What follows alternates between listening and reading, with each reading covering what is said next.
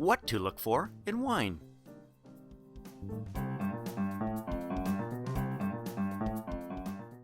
Nose. The nose of the wine is everything you can perceive with your sense of smell. Here we demonstrate one of the greatest attributes of man, for your nose is a very sensitive organ called the olfactory bulb, which, like sight, is so incredibly complex it can only be considered a wondrous gift of God. The olfactory bulb contains a group of special nerves which are exposed directly to air and pick up the different esters which are in the vapors we inhale. The olfactory bulb then sends nerve pulses to be read or translated by the brain. Many hundreds of esters have been found in wine, hence its complexity. It's best to follow these exercises in the order presented. Condition. Let's consider the condition of the nose first. This is very simple because it's the overall scent of the wine. Is it clean? In other words, is it pleasant to you? Or is it unclean? Is it unpleasant? This is probably the easiest of the exercises because it's based entirely on your own experience and opinion. You must decide what smells clean or unclean to you. Some people like the smell of a musty cellar, old cheese, dried grass, or a mentholated ointment, and some people don't.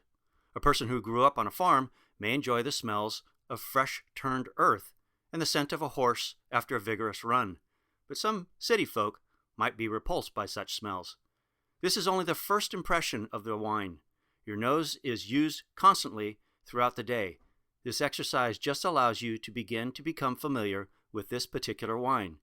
To determine the condition, gently swirl your glass and put your nose into the glass, breathing in softly through your nose, and just concentrate and ask, is this a clean and pleasant scent, or is it unclean? You may be undecided at first. If so, record clean with a question mark if it leans towards clean, and unclean with a question mark if you're not too excited about it. Please remember, this is only your first impression, and you should only do this once. Quality. After deciding the condition, we're going to look at its quality. This is not what you smell, but how much you smell. How deep is the sensation? This is determined by the alcohol and the richness and the concentration of its volatile oils. In the cosmetic world, a perfume is stronger than a cologne because it contains more alcohol and the volatile oils, making the fragrance, made up of esters, much more concentrated.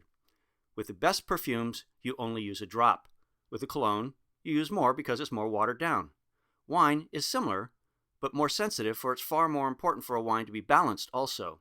A high alcohol wine must be rich in concentrated aromas, otherwise you'll just smell alcohol. The sensation should be rather cool. It's the alcohol that carries the aromas to their destination, your nose.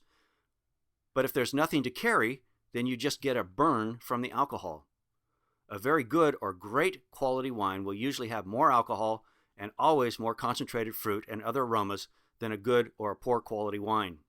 To judge the quality, gently swirl your glass and breathe through your mouth until all the air is out of your lungs.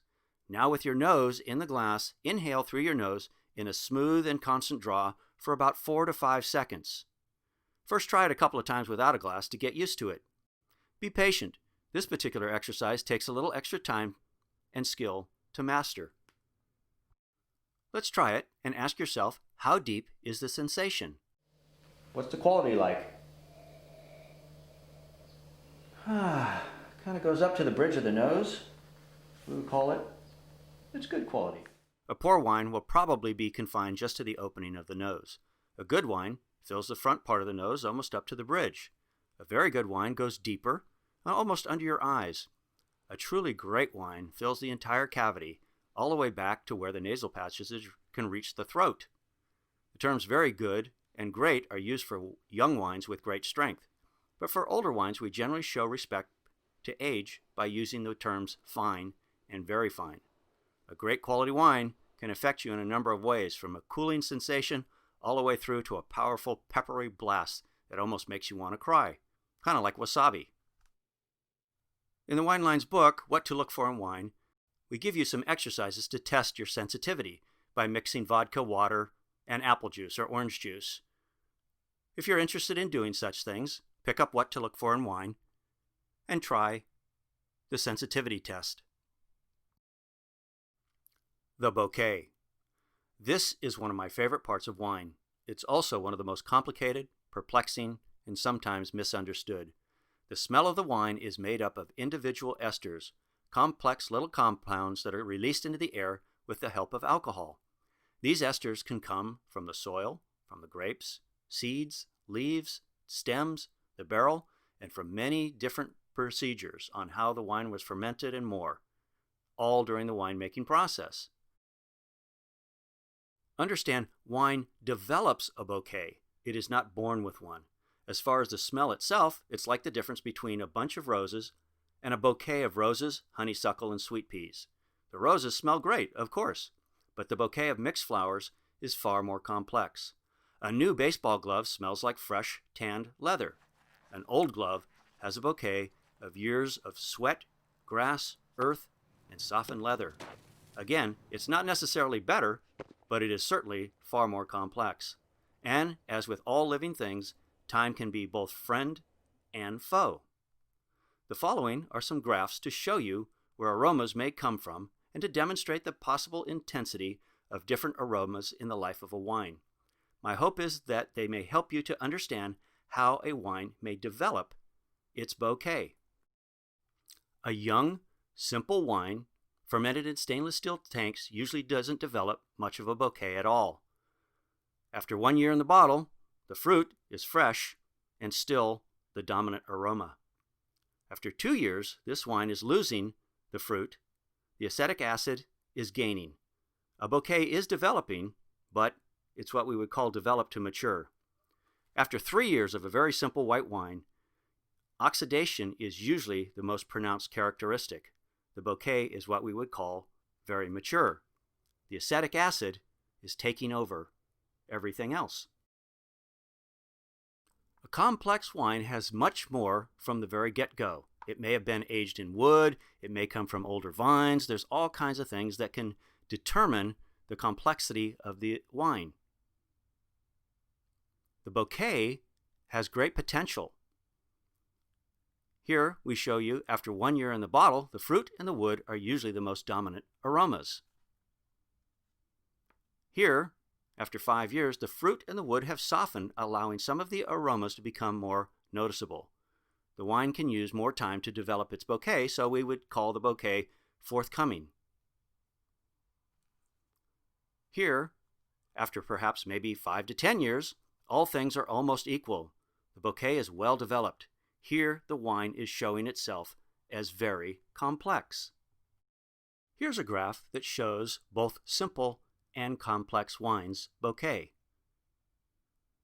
Just remember, the bouquet of the wine is the same as the actual life of the wine. Here's the life of a simple wine. A to B, the development of the wine's aromas after fermentation and before bottling. B to C, the wine is bottled and it goes into shock, so it's not usually showing as many characteristics. This period can usually be pretty short in simple wines. From C to D, we see the wine recovers from its bottle sickness. The bouquet is slight to forthcoming because more is expected from it. D to F, the wine's bouquet becomes developed. The aromas in simple wines are usually limited to fruit, floral, and foliage categories. And you'll see that in our aroma section later on. F to H, simple wines hold this developed stage only for a short time, and then they begin to oxidize and mature. H to I to J, the wine continues to produce more acetic or volatile acids that you can smell. It becomes very mature, and then ends its life when it is fully vinegar. Now the life of a complex wine. A to B, the development of the wine's aromas during and after fermentation, generally in contact with skins and yeast used in the fermentation, called lees, and kept in small wood barrels. All of these add new aromas, making the wines far more complex. B to C, the wine is bottled and usually goes into shock. Sometimes the more complex the wine, the more severe and the longer the shock period. D to E, the wine begins its development. At the D stage, usually simple fruit and wood aromas would be present. At E, more complex aromas are apparent, and the bouquet is forthcoming because more is expected. F, the wine's bouquet becomes developed, and many aromas are in similar strength, making a complex scent. you may still be able to pick out some specific aromas fairly easily. At G, all the aromas appear to be at equal strength. This is a well-developed stage and is very complex. Picking out single aromas can be much more of a challenge. Also, how long the wine will hold this stage is anybody's guess. Stronger the wine, the longer it will stay at this well-developed stage. The weaker the wine, the quicker it will spoil. H. The first signs of oxidation are present, but not offensive yet. But more mature scents like prune, cedar, tobacco, and caramel are present. I to J. The wine continues to produce more acetic acid, the volatile acids you can smell, and it becomes part vinegar. It would become very mature and then ends its life when it does finally become vinegar. Now, wine is a living community that is changing constantly. Light, temperature, or a chemical imbalance can change the development and bouquet of the wine dramatically. A real graph might look more like this. Sometimes even the simple movement of a bottle, tipping or transporting it, for example, or temperature changes can affect the way a wine will show. Air changes the bouquet.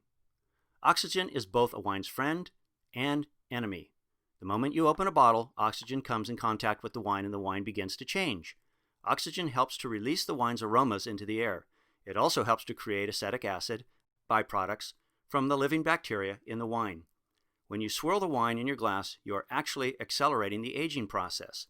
A young, strong wine may need a lot of swirling to show anything, and it can help to improve its characteristic, whereas an old soft wine may be quickly destroyed and should be handled very gently. Decanting. By gently transferring a wine from the bottle to a decanter, you are again accelerating the aging process. In the young, strong wine, this can be helpful because you may be allowing some of the more subdued aromas to appear. Sometimes it's necessary to decant an old wine to separate the liquid from the sediment it's thrown.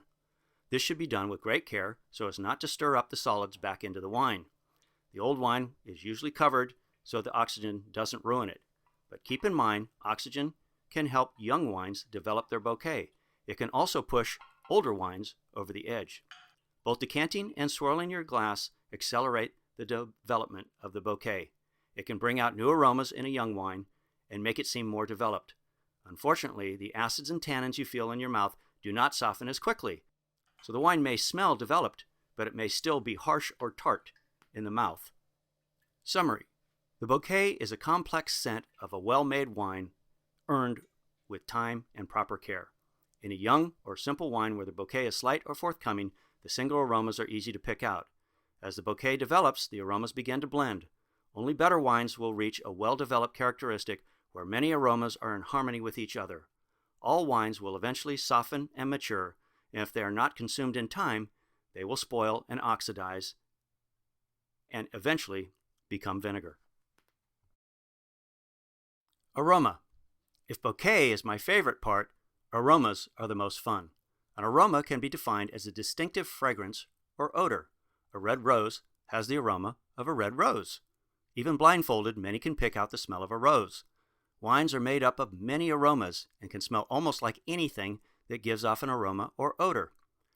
Many find this one of the most rewarding aspects to wine, for it's sort of like treasure hunting. The better the wine, the greater the booty.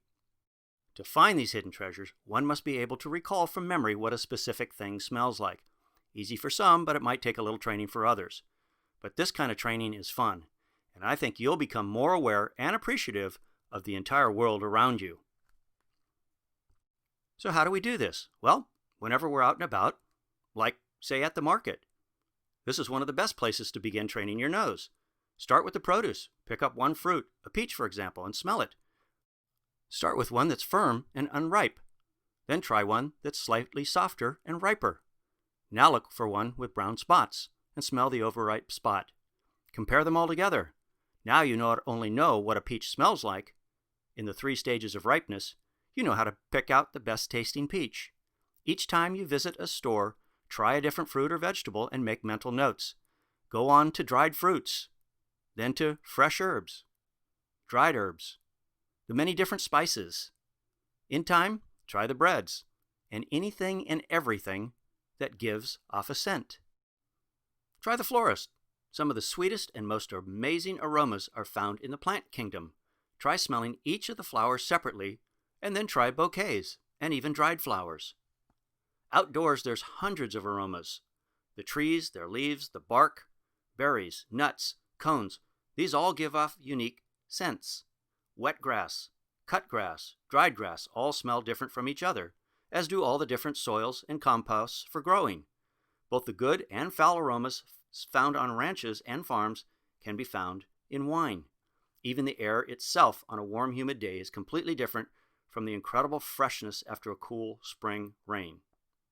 Even at home, pay attention to the foods you eat, the clothes you wear and have worn, an airy space compared to a dark, dusty space, the projects you work on. There's many, many different ways to catalog aromas. You can't find a peach in wine if you don't know what a peach smells like. How to find aromas in wine. Be patient and take your time. Some will jump out at you, others you will discover as you swirl, warm the glass, and play with the wine. The easiest way to start is just use basic categories. Does it smell like fruit? Is it floral? Is it herbal? If you find a category, proceed by looking for specific fruits, flowers, herbs, or spices.